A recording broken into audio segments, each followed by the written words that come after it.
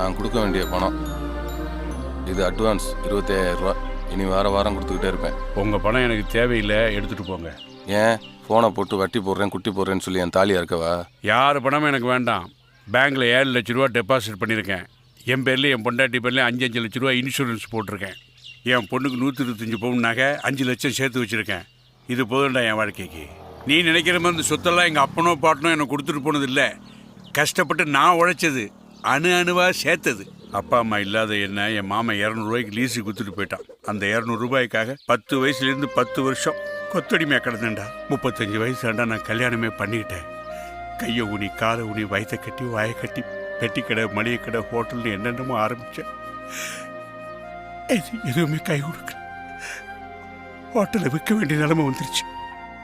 பாத்திரத்தை ஏற்றிட்டு போகிற வேனுக்கு பணம் கொடுக்க முடியாமல் 45 கிலோமீட்டர் 4 தடவை நானும் உங்கள் அம்மாவும் சைக்கிள்லேயே. அதுக்கப்புறமும் ஒரு ஹோட்டல் ஆரம்பித்து கஷ்டப்பட்டு உருவாக்கி ஆளானேன். நமக்கு சாப்பாடு போட்டு அந்தஸ்து கொடுத்து அந்த ஹோட்டலை நீ பார்த்துக்க முடியாதுன்னு சொல்லிட்டேன். என்னால் இனிமேலும் உழைக்க முடியாதுன்னு அதை லீஸுக்கு விட்டுட்டேன். உன்னை திட்டும்போது எனக்கும் தான் வலிச்சுது. திருத்துறத உன்னை வருத்துறதா நீ நினச்சிட்டு போ.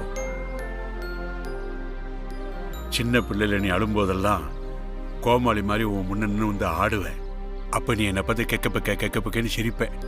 அப்போ எல்லாரும் சொல்லுவாங்க, இந்த பாடுறா கோமாளி அப்பனன்னு என்னை பார்த்து சிரிப்பாங்க. யார் சிரிப்பை பற்றி நான் கவலைப்படல. என் புள்ள நீ சிரிச்சுக்கிட்டே இருக்கணும்னு தான் எனக்கு தோணுச்சு. இப்போவும் நான் காமெடினா தாண்டா நடிச்சுக்கிட்டு இருக்கேன். ஏன்னா எப்போவாவது உனக்கு ரோசை வந்து நல்லபடியாக திருந்திட மாட்டியா அப்படின்னு தான்.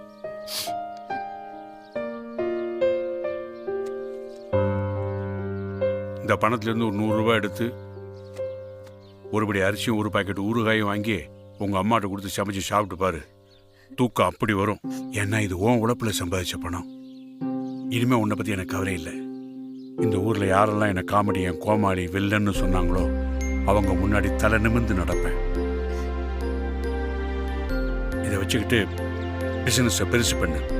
Good time started. தெய்வங்கள் எல்லாம் தோற்றே போகும் தந்தை அன்பின் முன்னே தாலாட்டு பாடும் தாயின் அன்பும் தந்தை அன்பின் பின்னே தகப்பனின் கண்ணீரை கண்டோர் இல்லை. தந்தை சொல்மிக்க மந்திரம் இல்லை. என் உயிரணுவில் வரமுன் உயிரல்லவா, மண்ணில் வந்த நான் உன் நகலல்லவா.